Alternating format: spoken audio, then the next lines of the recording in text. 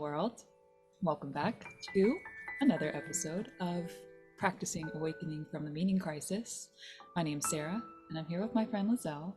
And today we're going to be talking about episode 28, which is called Convergence to Relevance Realization. So, to get us started, as we always do, I'm going to pass it over to Lizelle for a quote. Hello, world. So I am still reading slowly through Plato.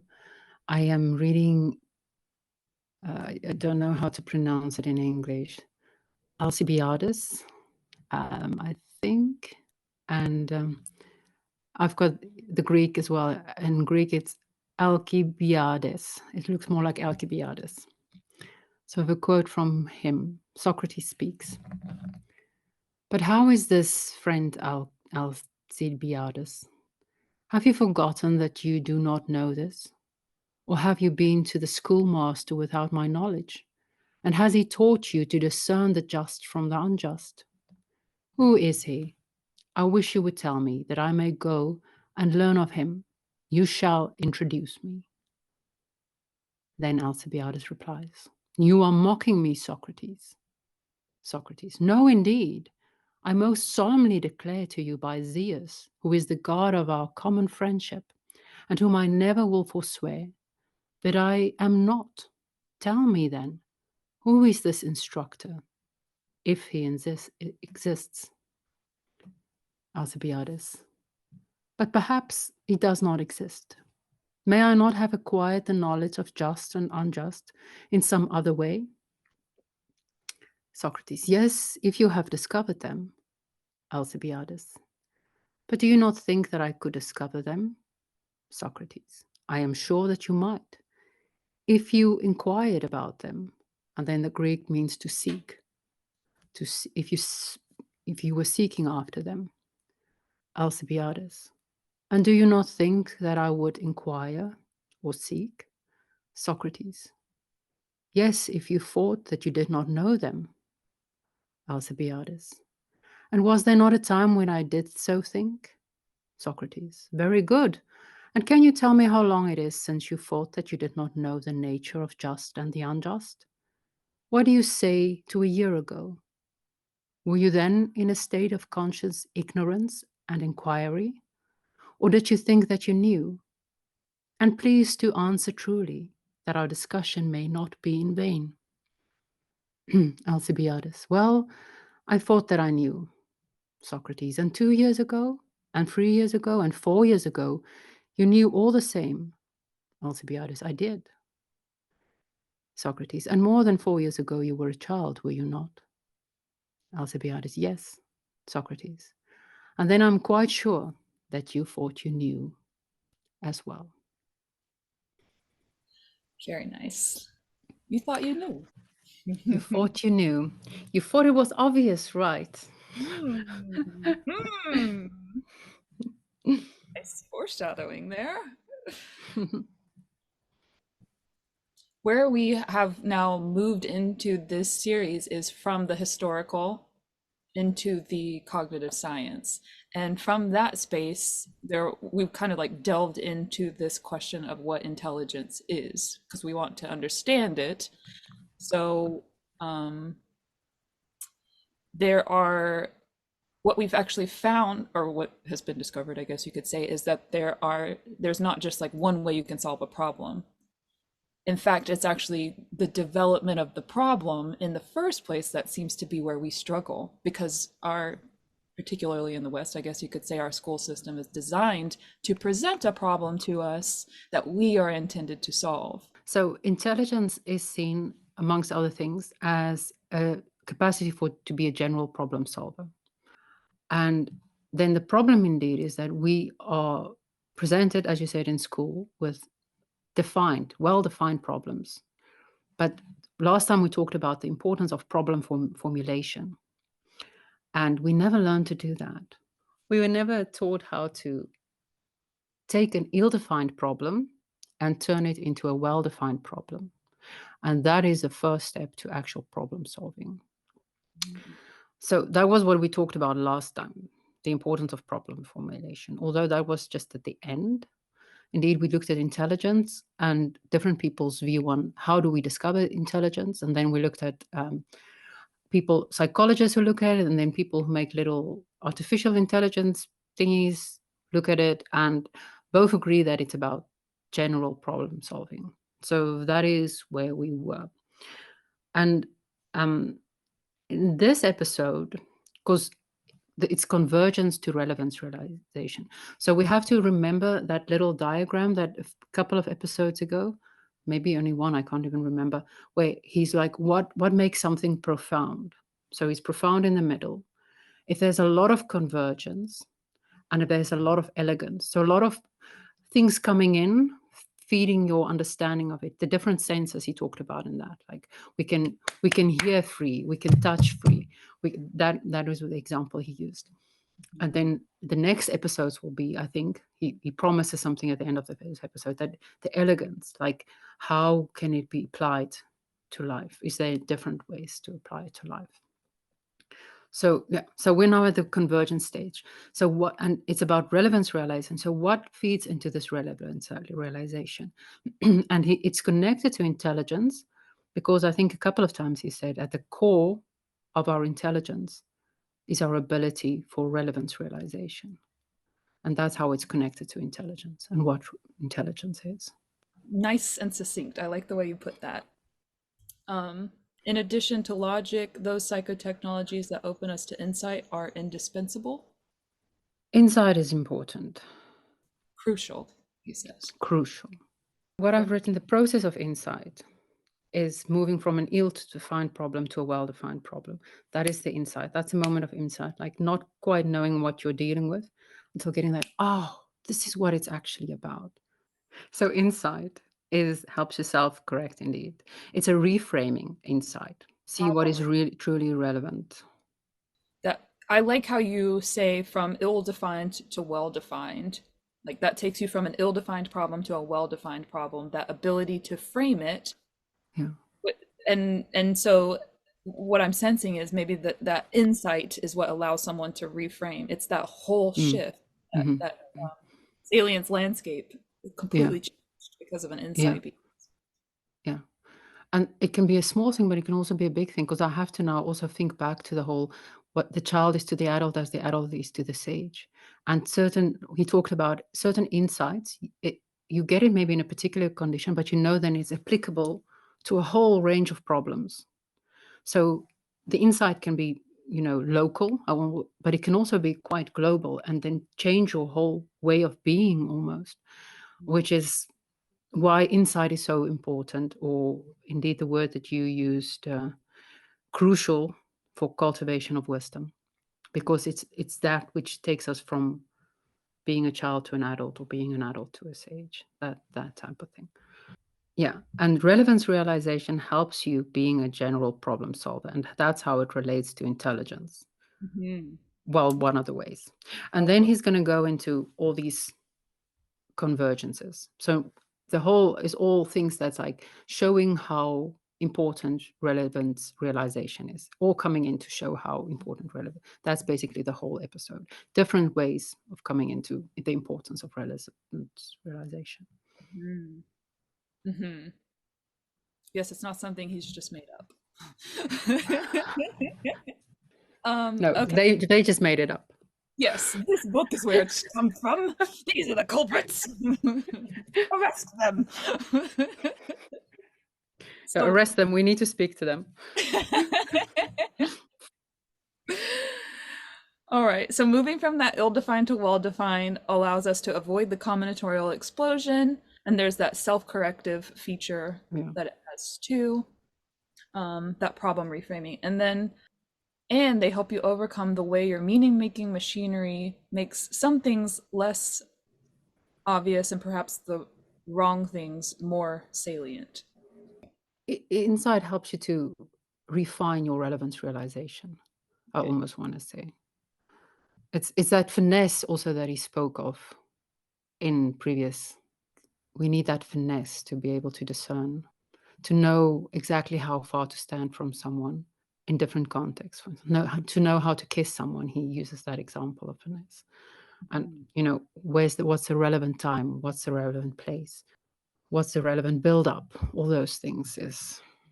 That word qualia or secondary qualities is coming up for me too. Of those kinds, those things that you're describing do seem to be like immeasurable qualities. I think this what the bell that rings for me when we say that is that it's the heuristics bias algorithm approach. It's immeasurable in the sense that you can't use an algorithm to determine it, but you can use heuristics to determine it. Okay, so in a sense, these insights then also make us good general problem solvers, or have Mhm. the ability, the capacity to make us general problem solvers.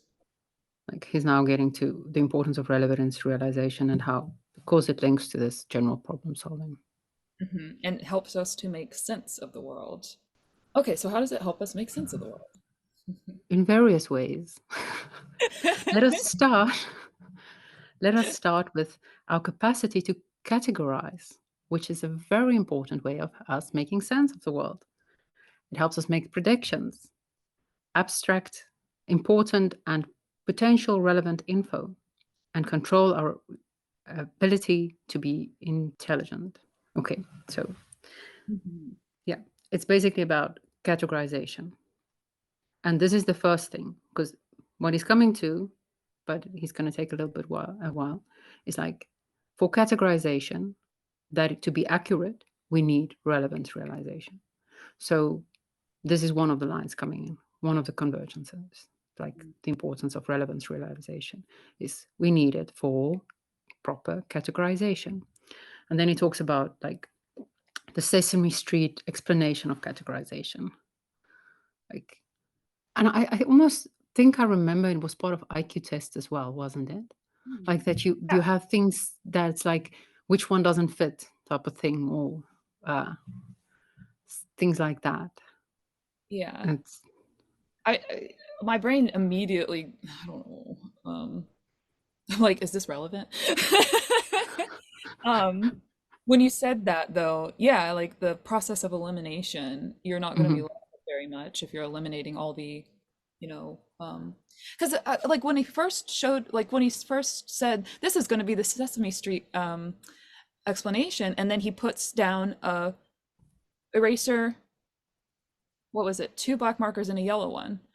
So I thought, he's gonna pull the trick where there's three black objects and one yellow one, not three markers and an eraser, yeah. like, but yeah, there's just so many different ways, and I, I, I don't know. I think you can relate to this. Like, I just naturally try to think outside of the box. It's something I naturally try to do. I don't know that that's always helpful because trying too hard to think outside of the box can get you into this combinatorial explosion too, Mhm, or just like mhm, this inability to find what's relevant because, yeah. well, that's the box, but everything outside of the box could potentially be relevant. So now the question is, so how do you find what's relevant in all that mess? So Mhm. yeah. Anyway, I don't know. Um, We're gonna get that to when we get to the little exploding baby bot. yes.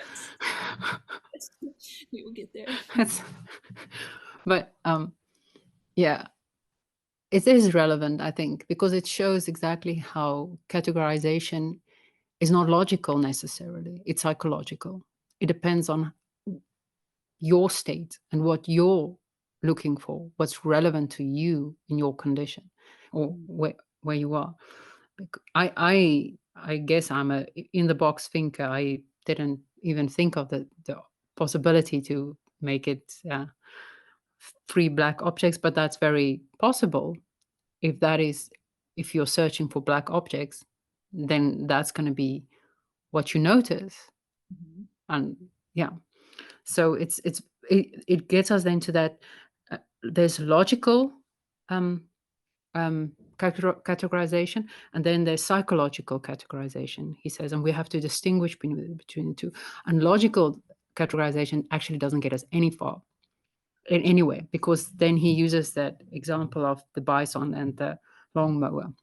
Mhm. You had another one that they had in common, what I thought was really cute. Oh yes, so because yeah, I was having trouble thinking of how these things were. What did he say? How are they similar? Yeah. Okay. And so I was like, yeah, they both get rid of grass. Which I mean, honestly, I think that's probably like And maybe the most, I don't know if bison eat grass. Do they eat grass? Probably. Probably they have to. but they don't. Vegetation. They don't eat animals. I'm quite Right. sure of that, right? But I mean, So, like, do they eat tree leaves? Like, are they picky? Is grass not in the I gluten-free don't know. diet? But probably also eat grass, at least, if they eat other things as well. But it's, But see, that could be a psychological relevant thing that they have in common. If you have a lawn and mhm, you need it to be, and there's no lawn mowers, but there are bisons, then that is the relevant thing to have to notice that they have in common. they'll stomp Hmm. your grass away. Or we can have a dance party. That will We'll also have work. Okay. So right back to that logical and psychological. Yes. Because that was a nice example too of like what do these five things have in common? My children, my spouse, gasoline, my pets, and explosives. And it's like they're not relevant outside of the context of fire breaking out, but in the context of, well, we need a firefighter, or like wherever this is relevant, it's still that these five things can have something in common. Hmm. um, they're not completely irrelevant. There's just like context that needs to be Hmm. applied. The situation needs to be Hmm. such that these things would have something in common. Yeah. The psychological similarities. So psychologically, they are linked in your mind Mm. because you hear fire, you think of five things. You think of, oh, my spouse, oh, my children, oh, my pets. Oh, there's explosive over there. I don't know why people will have explosives in their house, but okay. In America. Oh yeah. So that it what that says to us, it's what is relevant in the specific context. And that is how, at the core of your ability to form and use categories, is your capacity of relevance realization. You have to be able to say what's relevant. Is it relevant that it's a marker, or is it relevant that it's black? We're about to move into, I guess, especially how this is relevant to AI, but just intelligence in general. And he says, what set of features do all dangerous things share? Because if you're trying Mhm, to program a robot to exist and stay existing, you need to teach it, like you were saying, how to avoid dangerous things, and then also how to acquire energy, the source of yeah. energy. This is again how we try to make the robot in our image, because we were like, okay, how did evolution make us? We found ways, or we evolved ways to know how to avoid danger and how to find food. Those things are really important for anything that's living to be able to do, to stay alive. And so now we're like, oh, we want to make, because that's like the big problems to solve, the combined problem to get food and to get out of being food. And so they're now like, oh, let's give this big problem that helped us evolve into intelligent beings. Let's give that to this little bot and then see it evolve into something uh, intelligent.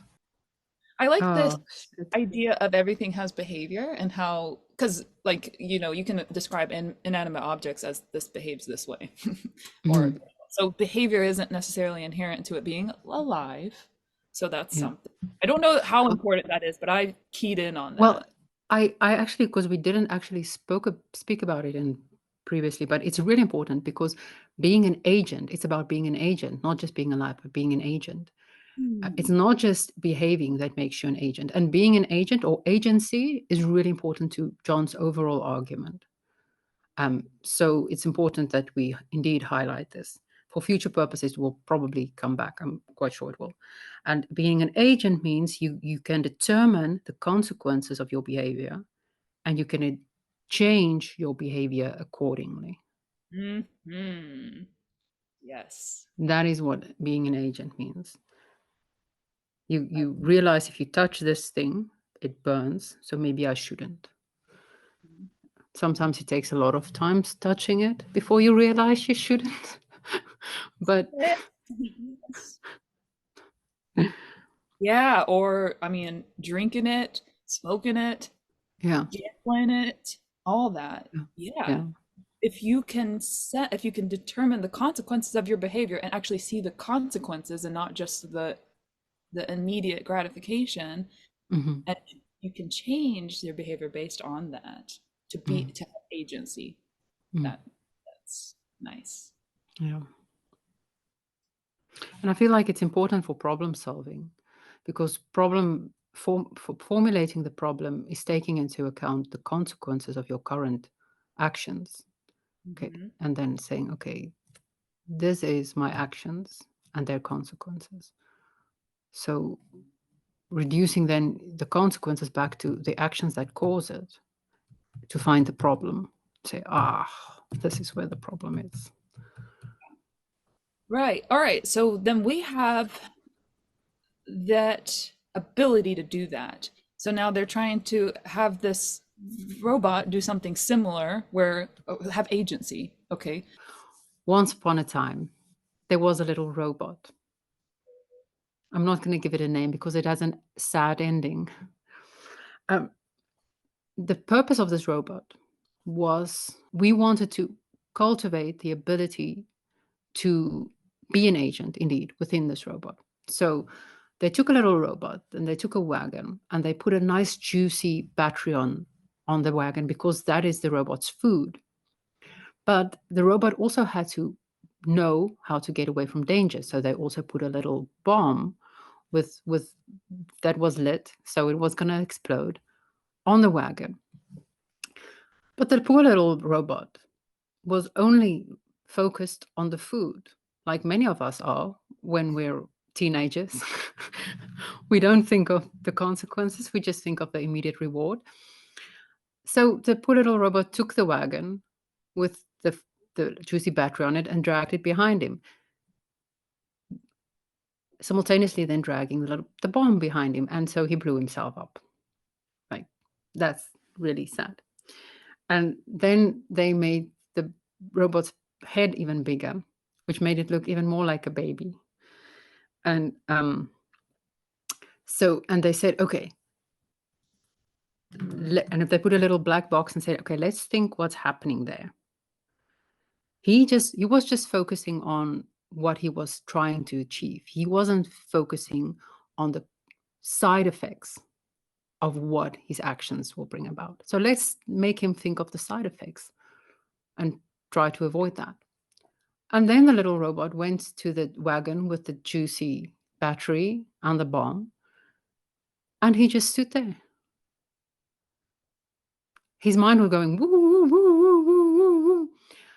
They found out later because he did stand there until he exploded, and then they took the little black box and saw that he was going through all the side effects, like how the wheel turns and the grass, even John mentions, and his position to Mars, John mentions. Things that's totally, wait for it, irrelevant. So they said, okay, we need to tell him to ignore the irrelevant information. I don't know if they made his head bigger, but I think they just planned it in something else, which was like, okay, this is code for ignoring the irrelevant. But again, he just stood there and looked at the juicy battery and the bomb until he exploded. So they looked like, what was he doing?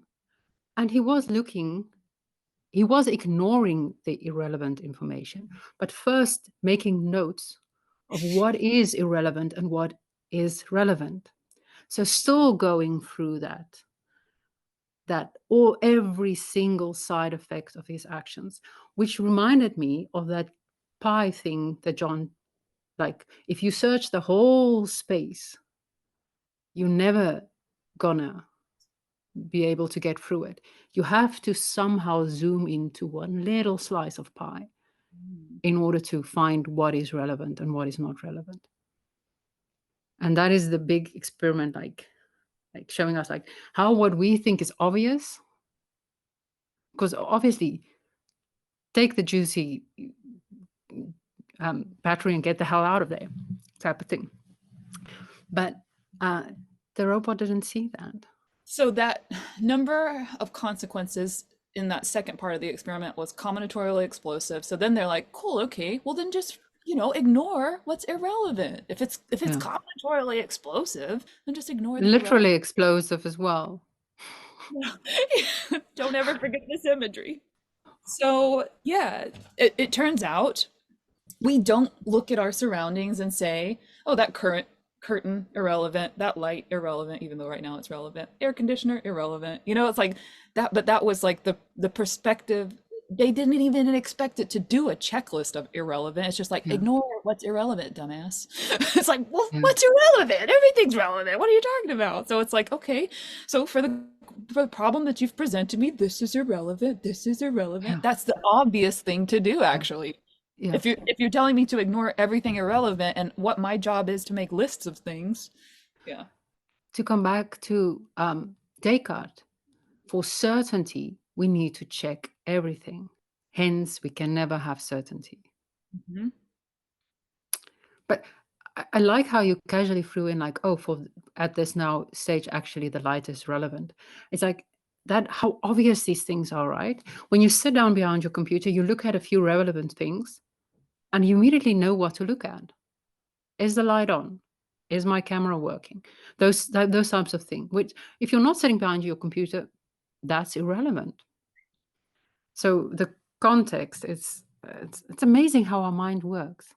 It's honestly like what it makes me realize is what a mess around me and how that can impact your ability to be productive. And we know this isn't something I've made up or something I'm just announcing all of a sudden. Everybody knows that your space is very predictive. Like the state of your space can be predictive of your ability to Mm, to be creative or create. I know, like, the whole idea, the trope of the messy desk scientist is, Einstein's shit was everywhere. It's like, well, did we know the mental stat? I don't know. But yeah, but I still, like, for me personally, I know this to be true, that my environment and where I'm operating from has a huge impact on my ability to be productive mhm. or feel. Because maybe, I mean, we don't, I don't know if John's going to go into that, but unconsciously, maybe we are checking much more than we actually allow ourselves to notice consciously. And that takes a lot of your unconscious energy out, then I would assume. Although Jordan Peterson always talks about like how from this, like this angle where my hand is now, I can see movement. I pick up movement, but I don't see color even. So our vision is also like set to pick up relevant things. Like movement is relevant because it might be something coming to kill you, but the color of the thing coming to kill you is not that relevant. It's so you have to ignore the information, not even check it. Is the koan that we need to memorize. I was just gonna say, I don't know if we've ever recorded us saying that, but it is really profound that the way to relevance realization is almost to ignore. It's almost by ignoring things. Yeah. I mean, that I don't think that that's the active process, because, like we're saying, like, things are present all around me and my unconscious is always working in them. Yeah. But yeah. But I also thought about like some things are like at the edge of your relevance realization sometimes, and it starts nagging you. That scratchy feeling you sometimes get. Yeah, that's also interesting. I'm not sure if John's going to go into that. And that does disturb you. And that's where the clean environment is important because that could also just be like, oh, fuck, my bed is not made. That's Right. like, um, yeah. But yeah. It could also be a way to insight, maybe that little scratches, like, hmm, something's on the edge of me, of being noticed. Yeah, I think you're hitting on something there. The idea of there being an edge to being able, like, getting out of the cave, I guess. It's like that last Yeah. little push, like you're like at the point where you could surface, but you don't. Yeah. Yeah. So And there's something holding you back.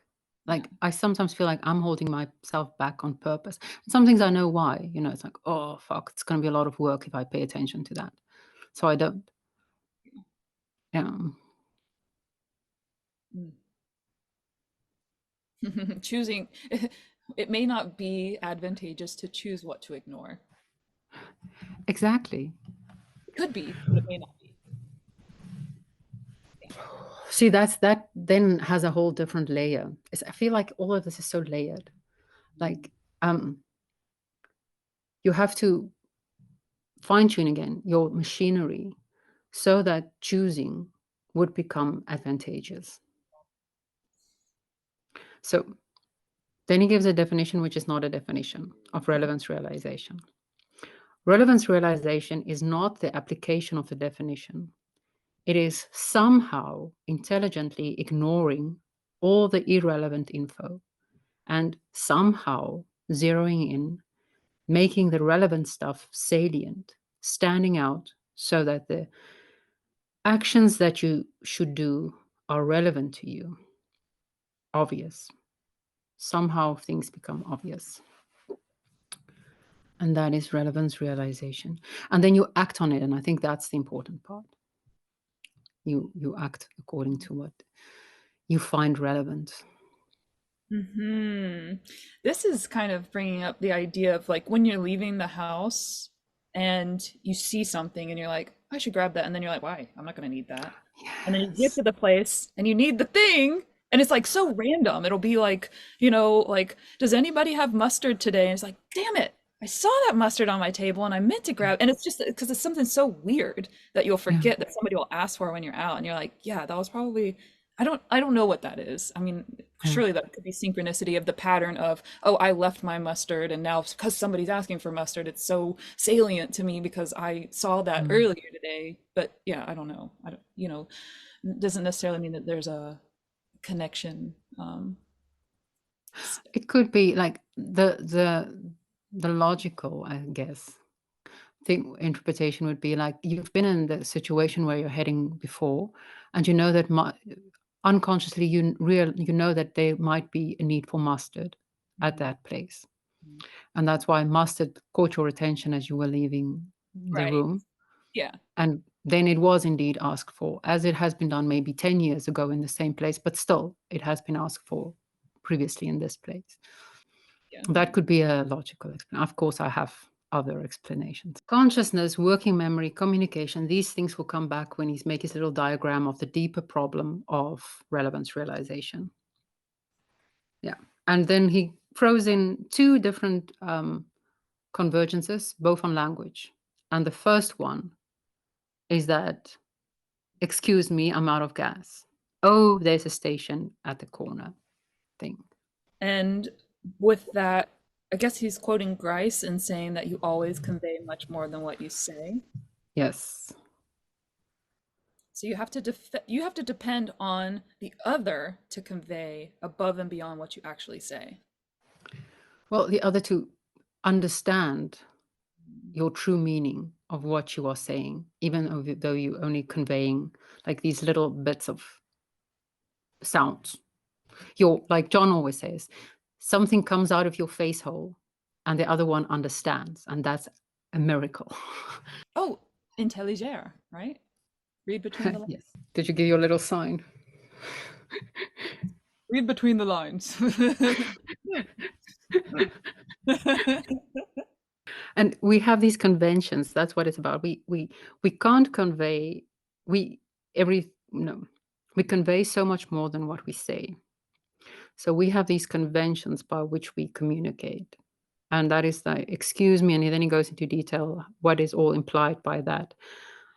And gas, he's not asking you to like feed him onions, um, or things like that. And what I found really interesting is if someone violates these rules of convention, you find it either funny or you find it offensive. Yeah, I think that there's definitely something about reeling it in, like casting out the line and then, somehow being able to not pull in the fish that you don't want, you know? Yeah. Or reeling it in, and if it's a fish you don't want, throwing it back. Go back in. That's probably the only way that you can actually do it, because you can't know that you don't want this fish until you have it in your hand. Mhm. So that is the skill that we need to do. We really need to learn to, yes, throw out, reel in. That's really a good analogy, actually. And then see what you catch. And if it's something that you think like, no, throw it back in. And you shouldn't just catch it and allow it to die and not consume it. You have to Mhm. take it home, be with it, descale it, get all the nutrition out of it, digest it, then you can go back out for another fish. Exactly, exactly. You just don't want to just keep on throwing out your line. Yeah, that's a good, also good thing Mm. to say. So apparently, this is when, but this is only next episode that he's going to actually talk about this book. And they, I assume it's them, because he speaks about Spencer and Wilson, and their book called Relevance. And this is a book by Spencer and Wilson called Relevance. So I assume it's this, and this is recommended in the next episode. Talk about these 4 maxims of communication. We assume they are trying to convey the truth. Okay, that's the first one, quality. Truth or quality, quantity, manner, and relevance. When we communicate with people, that's part of the convention. Like, we assume that people, in a fair exchange of language for communication purposes, show us these 4 things. And then indeed they say it all boils down to what is relevant. What is the relevant manner? What do they need to know in order to do their things? How much do they need to know? And what do they need to know? Because then he also goes into quite cool stories about how people get this wrong, like conveying information that's completely not relevant, especially when they're drunk.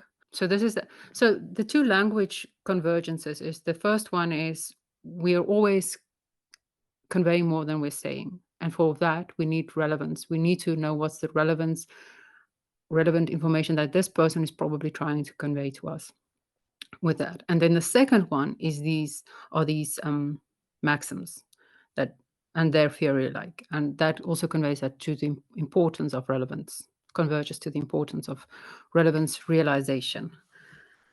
Mhm. That everything we try to communicate boils down to what is relevant. And we have to have selective attention, it turns out. Your ability to communicate is your ability to do relevance realization. This book is also recommended for next week. And I think I spoke of him already. I read it already. He's really funny. He focuses a lot on the fact that we are finite beings with finite time. And that is why it's really important to Mm. choose wisely, or thank God that we have this machinery of relevance realization that chooses for us. Yes. And he keeps saying, like, if you are a non-suicidal human being, because most of the situations, if we wait too long, we die. It is the dark half of the year. It's appropriate. So that relevance realization, it's the core of what makes us intelligent. What is the relevance problem? The deeper relevance problem. So he mentions a lot of things: selective attention, working memory, the problem space and combinatorial explosion, the side effects, which side effects to check, categorization, long-term memory, all these things. These are all the convergences for the things that relevance realization is central for. And then the diagram that he's drawing, like, it's so sweet how he draws it. Actually, he draws and then he stands back and says, oh, and this is also related, oh, and this is also relating, oh, and this is also relating to each other. It's like he's just discovering it for the first time. And yeah, and I think he makes it that, like, whoa, that's like kind of a mess on purpose, because That's the problem, right? It's like, whoa, how does all these things play into each other and converge? Because they do converge. Yeah, that diagram, as most of his diagrams are, very um for me, like I was telling you, like when I start drawing his diagram, I'm at the point now where I just fast forward to the end of him drawing so that I can see what it's going to look like in the end, because there's so much going on. But in this particular one, it's like, yeah, that gives you the perspective of how many different things have influence on one another. And because of all these moving parts, I think, I know he has started mentioning or calling it recursive relevance realization, because they keep working in on each other and on itself. And then that recursiveness, it keeps changing. You find one thing salient, and then you get other information from your working memory or like selective attention, and then, oh, it changes. And so it's recursive. You keep, yeah. What is relevant? If you are a good agent, which human beings are, uh, what is relevant keeps changing. What he's getting to is now getting to that the things that move out. So the things that, to make this profound. So the elegance, how is it applied in real life? And then there's reasons that he says that I know that's really important to both of us. It matters for wisdom. And just that should put you at ease already. Yeah. It matters for self-transcendence. Another thing I know. It matters for meaning, and it matters for spirituality. Mhm. So it's crucial to insight, and insight is crucial to wisdom. Like I see. my biblical background, I always have knowledge, insight, wisdom. Those three go together. You can't have one without the other. Mm. And then knowledge, I don't mean book knowledge, though that's my tendency, but real life knowledge, knowledge of past experiences, which you then can interpret the future with, type of thing. That knowledge, uh, insight, and wisdom go together.